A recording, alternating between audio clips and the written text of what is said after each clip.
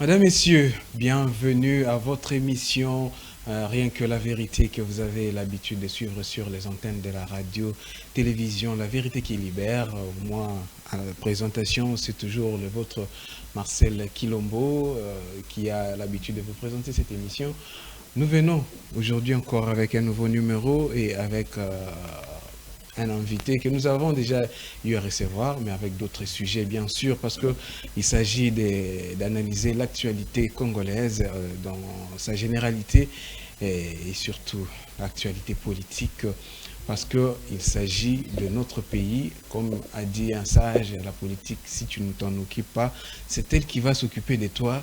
Donc nous nous occupons de la politique aujourd'hui. Nous allons analyser la politique de notre pays, mais aussi la situation sécuritaire, parce que l'actualité est dominée surtout par cela. Je reçois, comme je l'ai dit, quelqu'un qui est déjà passé sur ces plateaux. Lui, c'est Maître Franklin Milambo. Vous avez été touché par la pertinence de ses analyses, par la profondeur de sa pensée. Il est encore là avec nous pour analyser l'actualité politique de notre pays. Je lui dis bonjour et bienvenue, Maître. Merci, bonjour à vous. Merci de l'invitation. La santé, ça va? Oui, ça va, ça va. Tu roules au niveau de l'Unikin et ouais, dans la profession? Ça marche bien et au rythme du pays, tout avance petit à petit. Voilà, vous l'avez compris, en dehors d'être juriste, il est aussi enseignant. Il enseigne à l'université de Kinshasa, la plus grande université du Congo. Vous la connaissez sûrement.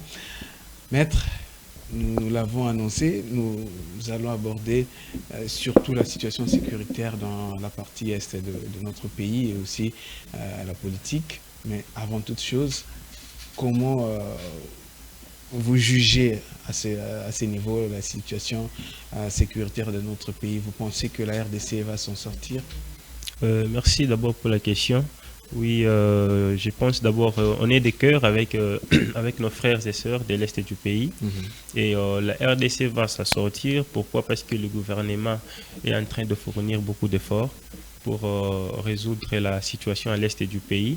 Et nous prions que ces efforts-là vont aboutir à quelque chose. Et tout ce que nous demandons au gouvernement, c'est de ravitailler encore davantage notre armée pour que nos frères et sœurs de l'Est du pays retrouvent la paix et vivent dans la tranquillité pour la construction de notre pays. Voilà, je l'ai dit, la situation sécuritaire dans la partie orientale de notre pays nous préoccupe. Maître, aujourd'hui, on a appris qu'il y a des accords, des attentes qui ont été conclues dans le sens d'un cessez-le-feu. Aujourd'hui, mais contrairement à tout ce que nous pourrions espérer, on voit que l'ennemi continue à gagner du terrain. Ils avancent village par village, localité par localité, territoire par territoire. Mais du côté du gouvernement, on attend que l'ennemi attaque pour riposter. Comment vous jugez cette position de notre gouvernement?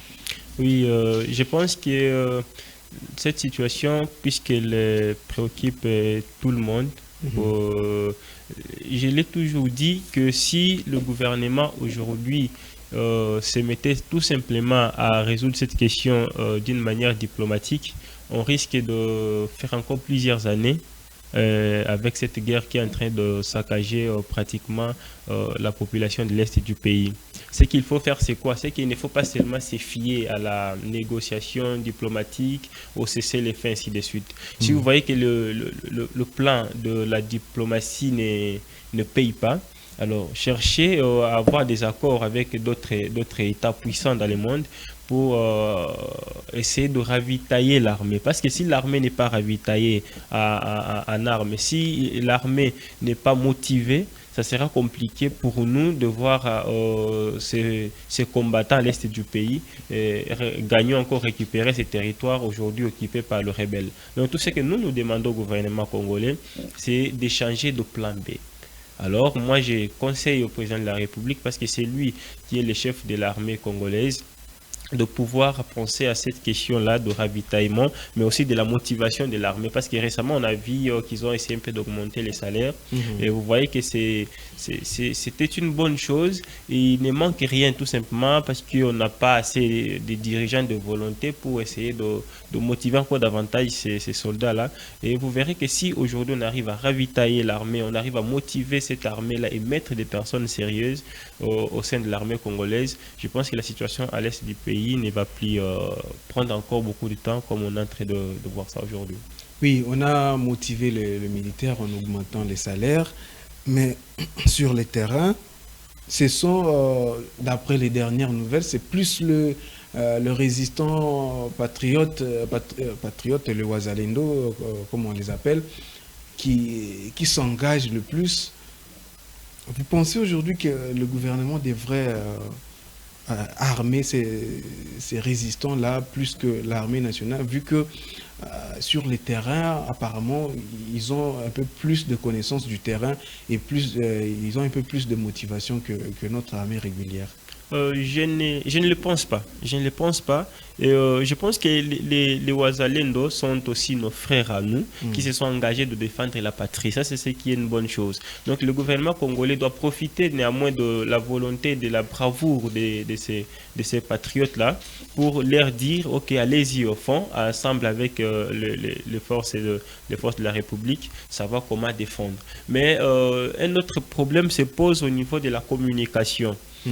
La guerre n'est pas seulement prendre des armes. La guerre, elle est aussi sur le plan de la communication. Exactement. Lorsque vous ne communiquez pas, il est difficile de faire croire à la population que notre armée est en train de gagner le terrain. Voyez-vous aujourd'hui, les rebelles sont beaucoup plus dans la communication et une fausse communication. Même là où ils n'ont pas récupéré de terrain, ils vous disent qu'on a récupéré. Alors si nous, on n'a pas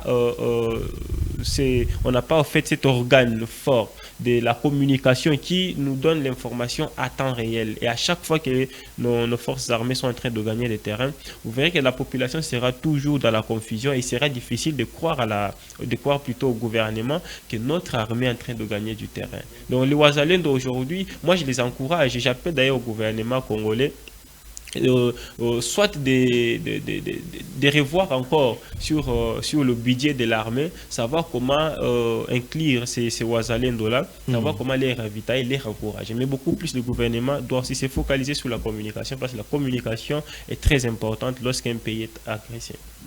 Merci. Donc le gouvernement devrait tenir en compte l'engagement des Wazalendo et les récompenser financièrement, pourquoi pas, d'une certaine manière, d'après l'analyse de Maître Franklin. Je me posais encore une question. Il y a plusieurs pourparlers, il y a plusieurs rencontres, tantôt à Doha, tantôt à Luanda. Mais dans tout ça, qu'est-ce qu'on cherche en fait? Le gouvernement congolais est à bout de souffle et il ne sait plus comment gagner cette guerre sur les terrains. C'est pour ça qu'il multiplie des rencontres, alors que dernièrement, on nous avait annoncé qu'il n'y aurait jamais, et alors au grand jamais, dialogue entre la RDC et les terroristes. Oui, on a vu que le chef de l'État parlait avec Kagame au Qatar. Maintenant, il semblerait, je parle au conditionnel bien sûr, qu'il y a une rencontre qui devra s'organiser entre le gouvernement congolais, précisément le chef de l'État, et une délégation de M23, toujours au Qatar.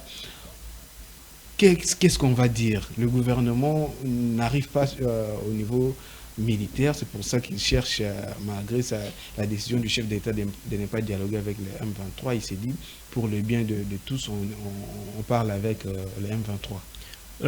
Moi, je pense, et je l'ai dit toujours qu'en droit international humanitaire, la légitime défense est reconnue. Reconnu pourquoi? Parce que lorsqu'un territoire ou votre territoire est agressé par une armée étrangère ou par le rebelle, vous avez le droit de répliquer. Cette légitime défense-là, même en droit international, elle est reconnue. Alors, les histoires de pourparlers, je vais encore le redire.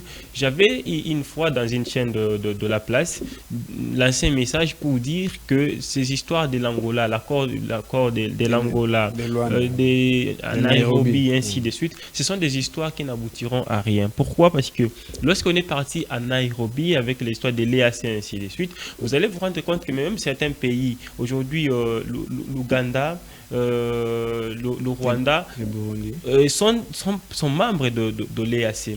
Alors, comment vous allez vous mettre autour d'une table avec ceux qui vous agressent pour essayer de chercher la solution? Donc, c'est pratiquement une distraction qu'on doit s'éviter aujourd'hui. Et la RDC aujourd'hui a tous les moyens et toute la possibilité de gagner cette guerre-là si on s'y mettait un peu du sérieux dedans. Si on s'y mettait du sérieux. Alors, le président de la République qui, oui, autrefois a dit qu'il n'allait pas négocier avec le M23, ce qui était une très bonne décision parce qu'on ne négocie jamais avec le rebelle.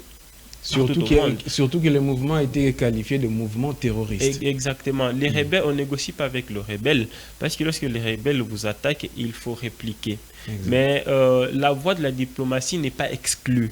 Si on veut résoudre la situation ou retrouver la paix sous la voie diplomatique, c'est aussi une bonne chose. Mais il faut savoir dans quelles conditions et avec qui il faut négocier. Alors, la rencontre au niveau du Qatar du chef de l'État, bon, ça a surpris un peu tout le monde parce que vous rappelez-vous que le chef de l'État avait dit que lui ne pourra se rencontrer avec le président rwandais qu'après la mort.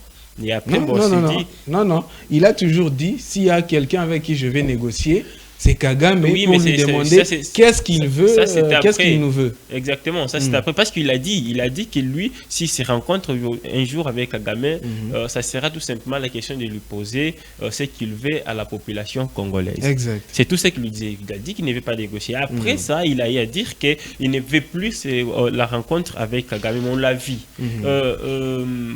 Il s'est dédié, il sait pourquoi lui-même s'est dédié. Et nous, tout ce que nous voulons est que la RDC se prenne en charge. Exact. Tous ces dialogues-là ne vont aboutir absolument à rien du tout. Les dialogues, qu'est-ce que je dis? Les dialogues et les pourparlers avec le M23 et le Rwanda n'aboutiront à rien. Il faut se battre sur le terrain. D'après Maître Franklin, ce sont ses vérités à lui. On va essayer de parler aussi d'un autre sujet qui défraie la chronique. Il s'agit des consultations qui font suite justement de cette guerre d'agression dont la RDC est victime, parce que c'est suite à tout ce qui se passe dans la partie Est que le président de la République a décidé d'initier des consultations de la classe politique et pourquoi pas de la société civile et toutes les autres couches de la population congolaise.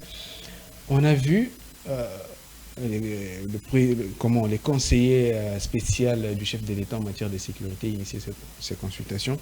Vous, en tant qu'analyste politique, Maître Franklin, comment avez-vous trouvé cette initiative du président de la République? Est-ce que c'est le moment opportun pour initier ce genre d'action? Vous allez m'excuser d'être un peu dur mais rationnel.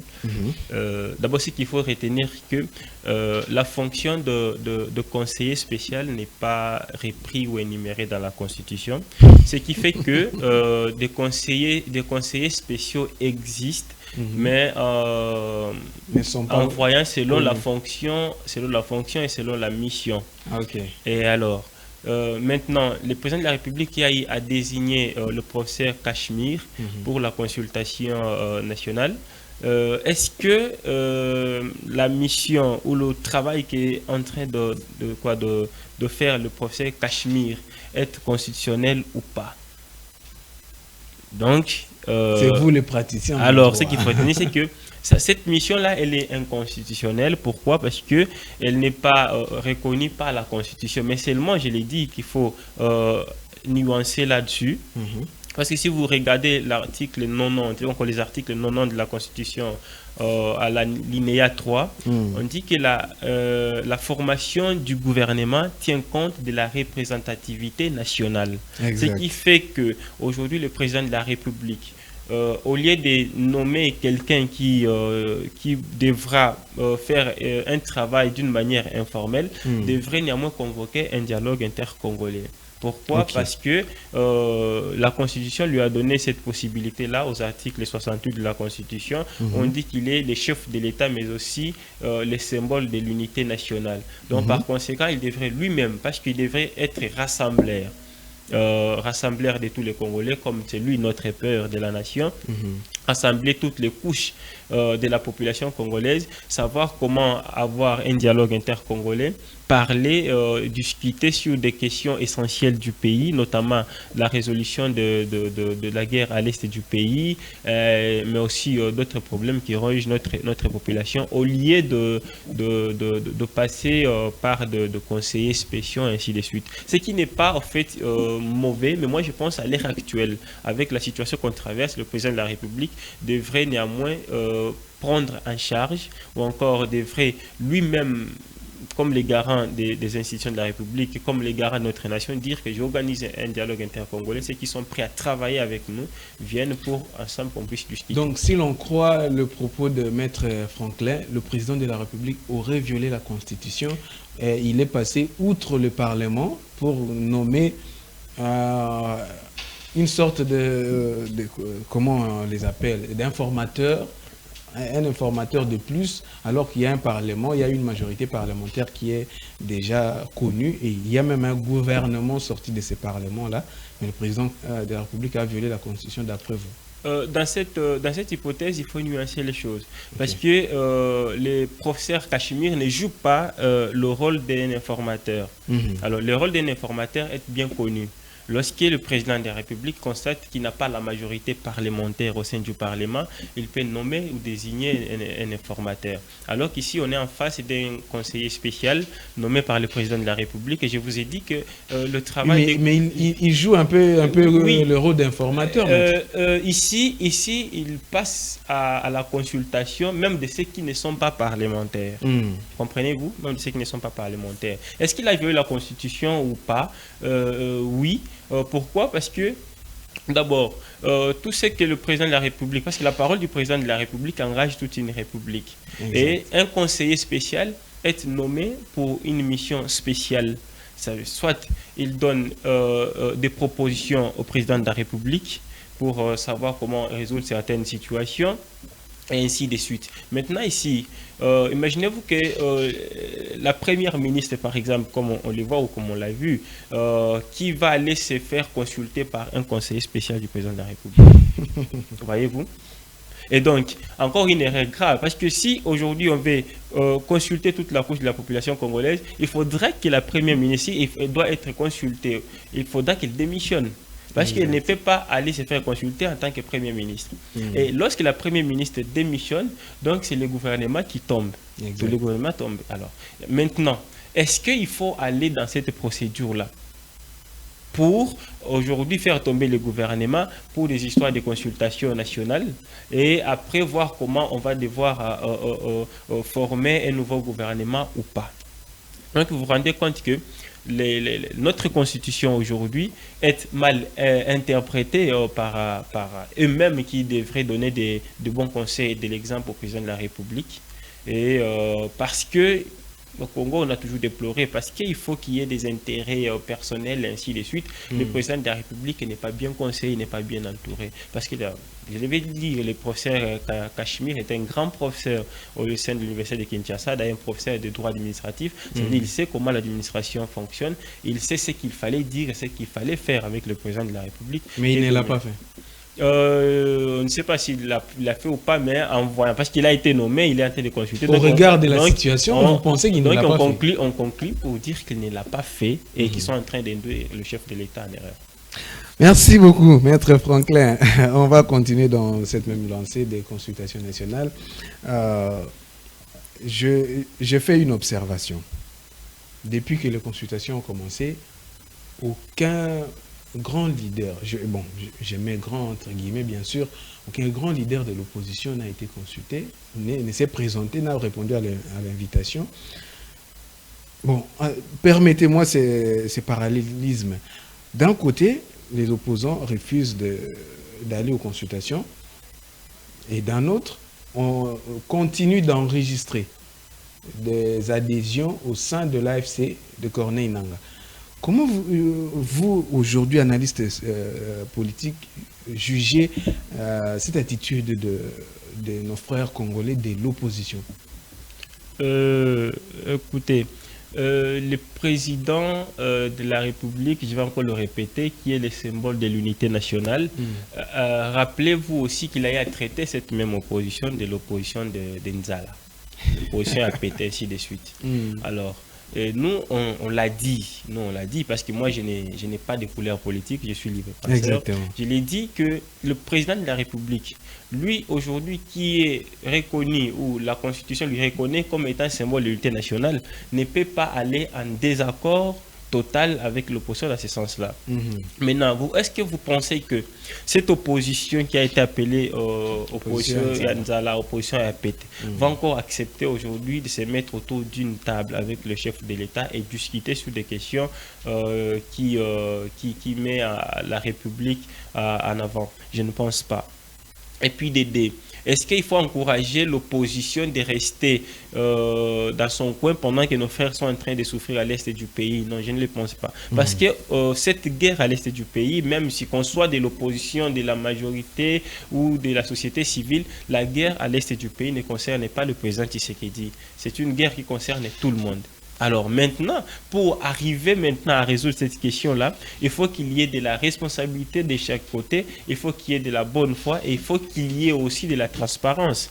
Et l'opposition et le gouvernement doivent jouer un rôle très important. Et dans ce sens-là, ce n'est pas l'opposition qui doit faire le premier pas, mais c'est plutôt le régime. Quand je parle du régime, je vois d'abord le président de la République, qui est toute une institution, la première de notre pays, d'aller vers l'opposition et de dire, écoutez, mettons tous nos conflits, mettons tous nos différends. Il l'a fait à plusieurs reprises dans ses prises de parole, même, je crois, dernièrement, même, pendant les discours à la nation devant les congrès, il a encore appelé l'opposition à les rejoindre, malgré tout ce que vous avez dit là, qu'il les a traités d'opposition à Nzala. Mais il a quand même fait le premier pas, comme vous dites.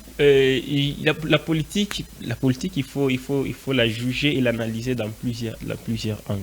Okay. Comprenez-vous? Et le président de la République sait néanmoins aujourd'hui quels sont les mécanismes à mettre en place pour que ces grands leaders-là viennent vers nous. Est-ce que vous comprenez? Si on veut réellement et nécessairement avoir ces leaders-là autour de notre table, on sait ce qu'il faut faire. Et ce qu'il faut faire, c'est que le président de la République laisse, ainsi que c'est tout son gouvernement. Donc il ne faut pas se voiler la face. Comprenez-vous, il ne faut pas se voiler la face pour dire que non, nous disons la journée A et la nuit nous disons B, et en espérant que ces gens-là viennent vers nous, je ne le pense pas.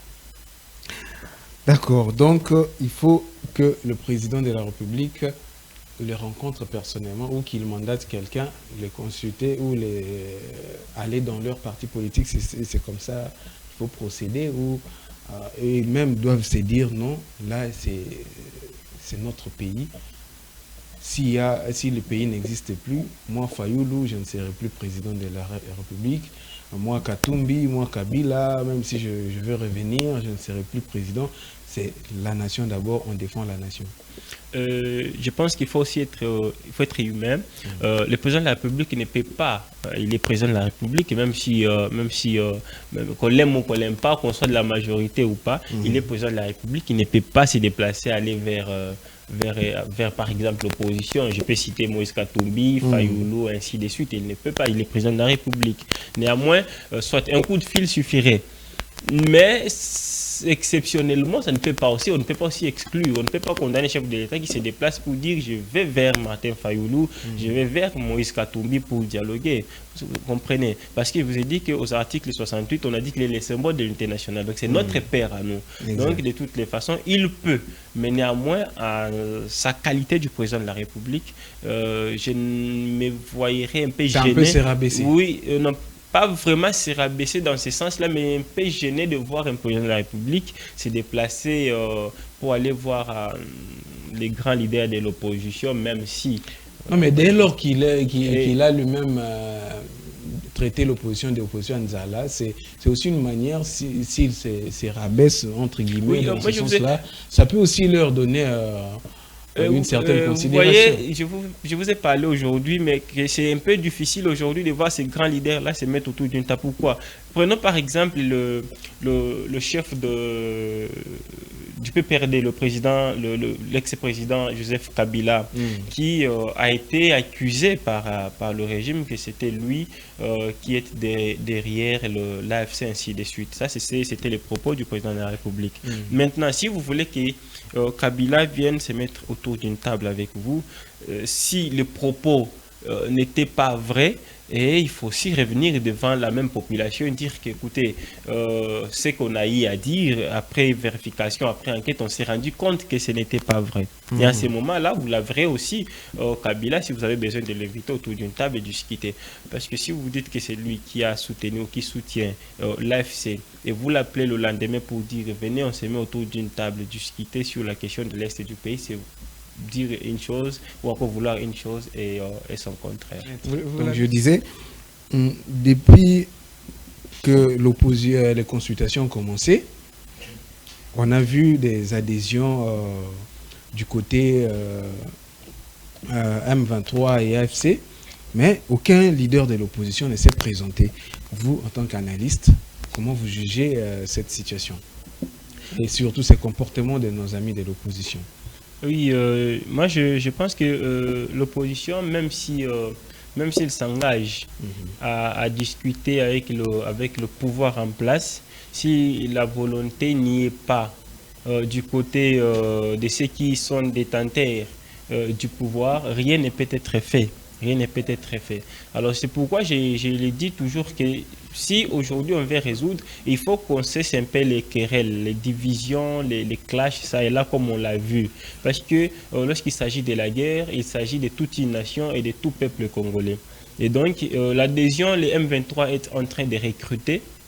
Et le gouvernement devrait aussi activer la machine. Ça veut dire, comme je l'ai dit là, recruter aussi les nouveaux Congolais, les nouveaux jeunes, hein, pour les dire mieux, les nouveaux jeunes, pour aller dans l'armée. Mais lorsqu'on recrute, il faudra aussi rassurer à tous ces jeunes-là, à tous ceux qui sont recrutés, qu'ils seront bien payés, ils seront bien pris en charge, et ainsi de suite.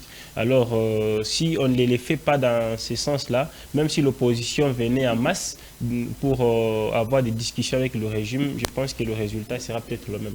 À l'époque du régime Kabila, on avait dénoncé, il y a un mot qui circulait là, débauchage. Aujourd'hui, on l'a dit ici, il n'y a aucune figure de proue de l'opposition qui s'est présentée aux consultations, mais on commence à voir quelques membres de certains partis, de certains regroupements de l'opposition. On a vu M. Jeannot Lompepe qui a été consulté. Le FCC est catégorique, il ne fait pas partie du FCC. On a aussi vu quelqu'un qui s'est dit proche de Moïse Katumbi, Moïse Monidé là justement, qui s'est fait consulter. Est-ce qu'on est en train de revivre le régime Kabila avec Félix Tshisekedi dans sa manière de prendre les gens qui ne sont vraiment pas des opposants et les consulter en tant qu'opposition? Je pense que la consultation la consultation concerne tout le monde, mais si on veut consulter, quelqu'un, il ne faut pas peut-être tenir compte de l'appartenance politique. Voyez-vous, parce que lorsqu'on veut consulter, il faut consulter tout le monde. Maintenant, le problème ici au Congo, c'est que la question qu'on doit se poser, qu'on devait se poser, c'est ces consultations-là vont aboutir à quoi? Qu'est-ce qui est dit au niveau de ceux qui consultent? Est-ce que c'est pour aller encore discuter sur les partages de postes? Est-ce qu'on consulte les gens réellement pour trouver des solutions à mettre en place pour retrouver la paix à l'est du pays? Donc toutes ces questions-là nous laissent un peu perplexes. Est-ce que vous comprenez? Là, c'est un peu perplexe. Et les histoires de débauchage, c'est connu chez nous au Congo. Vous savez, il y a beaucoup de transhumants politiques, comme le dit souvent le professeur Njoli, des transhumants politiques, des gens qui ne sont pas réellement positionnés dans la politique, qui ne savent pas qu'est-ce qu'on fait dans la politique. Exact. Donc, qui aujourd'hui, ils peuvent se réveiller lorsqu'il y a l'intérêt quelque part, ils vont partir, et lorsque ça ne va pas, ils vont revenir. C'est aussi l'occasion pour les présidents de la République. Avec toujours la phrase « la politique est dynamique ». Exactement. Parce que moi, j'ai toujours dit, si vous dites que la politique est dynamique, mais faites en sorte que la population se retrouve néanmoins. Là, ça serait mieux. Alors, c'est une occasion pour le président de la République, pendant son exercice de consultation, de ne pas refaire les mêmes erreurs. Les erreurs du passé, on ne les refera plus, disait le président de la République avant sa réélection, si je me trompe. Maître, vous avez essayé d'aborder ma prochaine question, mais sans vraiment entrer en profondeur. On consulte pour un gouvernement d'union nationale. Mais au regard de la situation actuelle, l'insécurité dans la partie Est, la famine qui frappe le peuple congolais, d'après le programme alimentaire mondial, on serait déjà dans les 20 millions de Congolais qui souffrent de la malnutrition. C'est déjà énorme. L'insécurité dans nos villes, tout ce qui caractérise la vie du peuple congolais aujourd'hui. Qu'est-ce qu'on peut attendre exactement de ce gouvernement qui va sortir de ces consultations? Déjà jusque-là, je ne sais pas. Où en est-on avec les histoires de consultation qui le professeur Kashmir au niveau de l'opposition a-t-il consulté? Et des deux, ce gouvernement d'union nationale va être composé de qui? Est-ce que ce sont toujours les mêmes personnes qui sont au pouvoir, qui vont encore revenir, mais avec un système de remaniement ou pas? Tout ça, moi, je pense que c'est une distraction inutile. Inutile parce qu'on devrait se poser aujourd'hui. Les vraies questions, les questions essentielles sont connues. Les questions essentielles sont connues.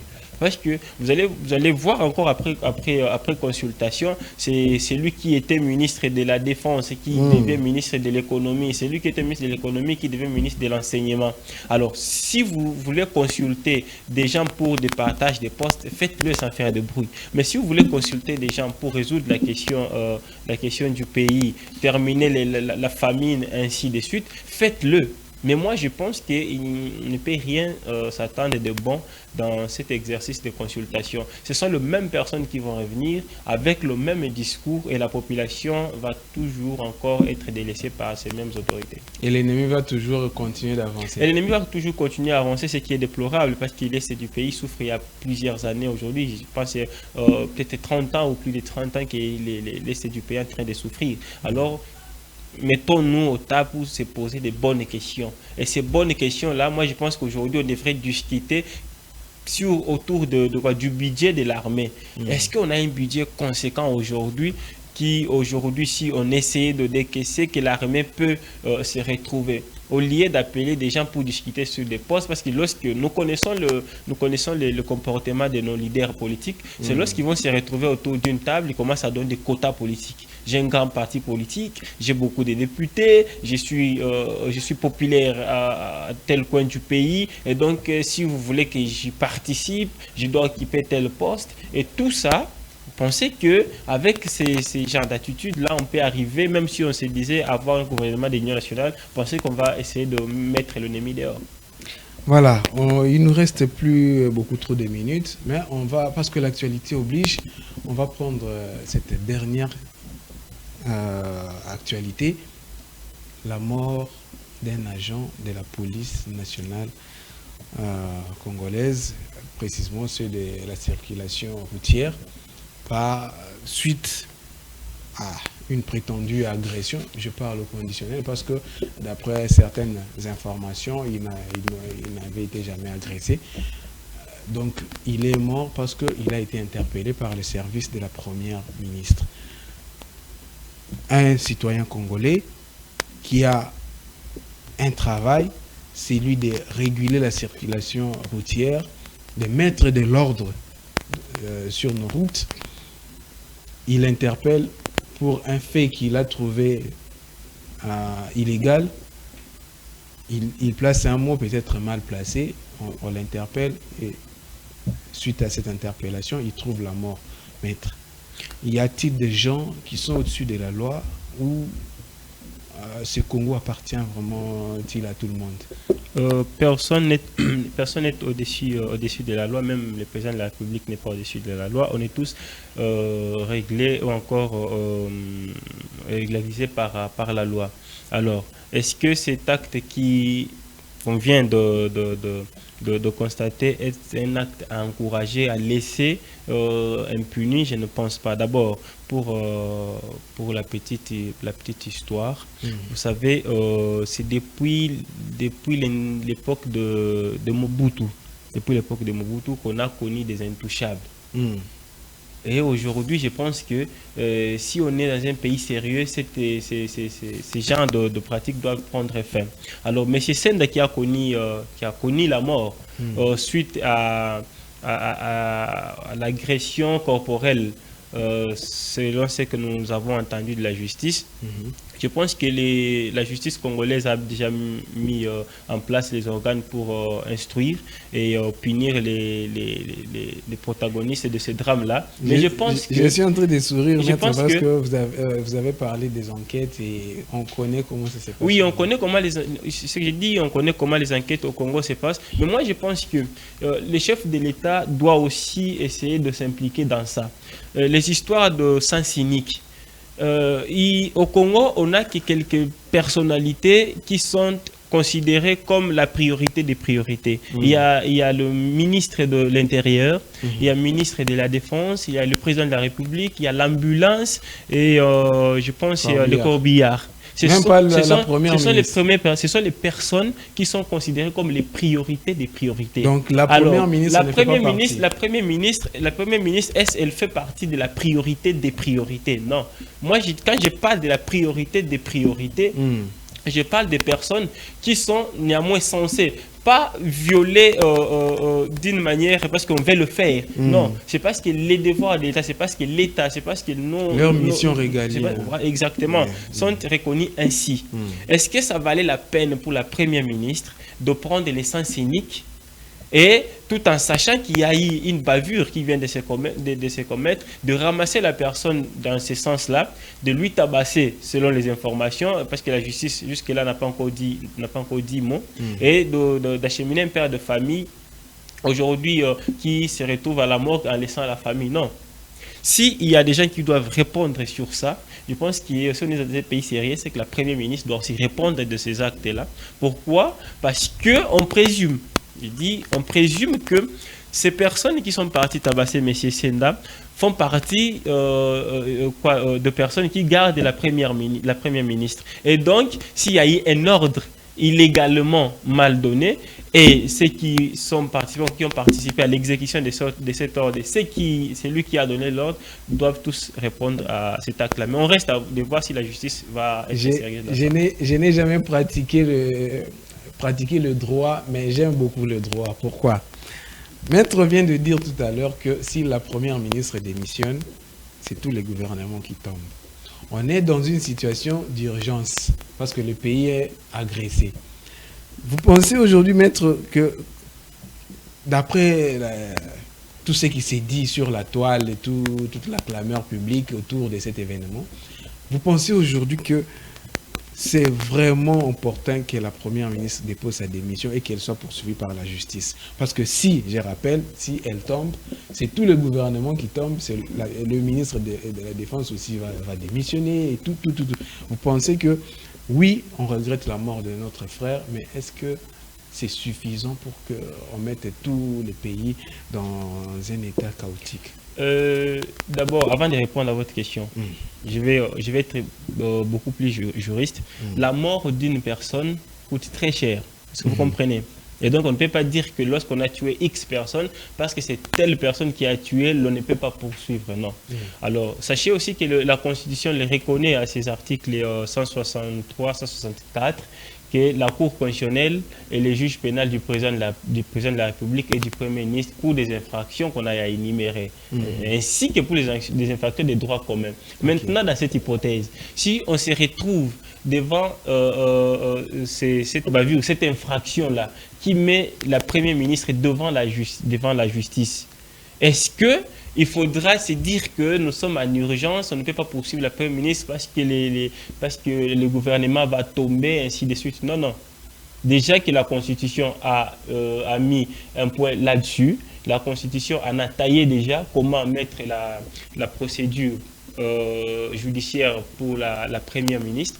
Je pense que cette infraction aujourd'hui, parce qu'on est en cas de flagrance, cette infraction qui a conduit M. Senda à la mort, si la Première ministre est impliquée volontairement dans ça et que c'est elle qui en a donné l'ordre qu'on puisse tabasser M. Senda, exactement, la justice va mettre la main sur elle, on va la condamner, et lorsqu'on la condamne, ça veut dire que sa fonction tombe caduque, et en ce moment-là, quelqu'un d'autre pourra assurer l'intérim. Et qui assure l'intérim, c'est lui qui a la préséance parmi tous ceux qui composent le gouvernement congolais.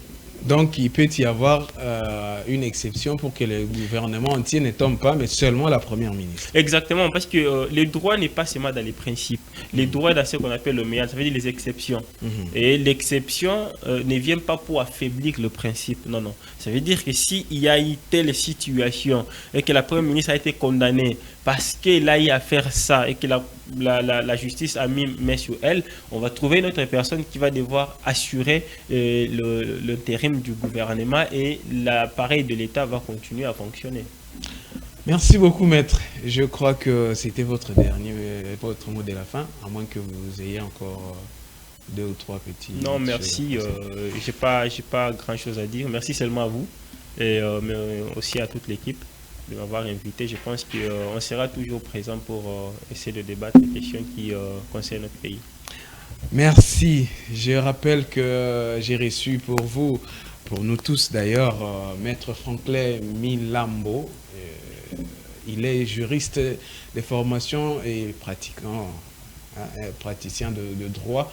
Il est aussi enseignant à l'université de Kinshasa.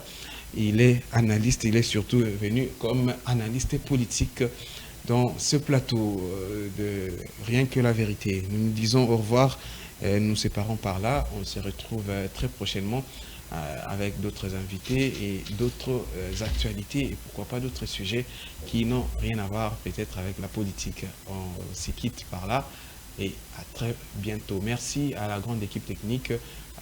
Je vois Steve Kikomu, Christian Sakananou, Fiston Wememu et puis le réalisateur Pius Marte Chimanga. Merci à vous tous et très prochainement sur nos antennes.